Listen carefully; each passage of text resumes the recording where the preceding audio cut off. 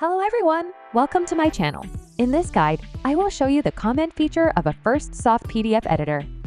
After importing a PDF into Afirstsoft PDF editor, you will see the comment feature at the top. With this feature, you can annotate the text content and add stickers. There are 4 types of annotations: highlight, underline, strikeout, and tilde. After selecting the corresponding option, you can highlight the text where you want to add annotations. By clicking on the annotated text, you can also customize the color of the annotation. Using the Select option under the Comment feature, you can quickly choose the annotation you want to use and modify its color after highlighting the text. Next is the Sticker feature. With this feature, you can add many attractive stickers to your PDF.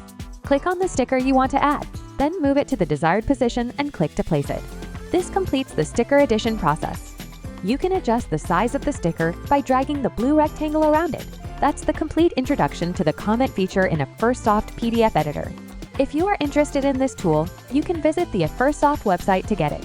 If you think this video is helpful, please like it and subscribe to my channel. Thank you for watching.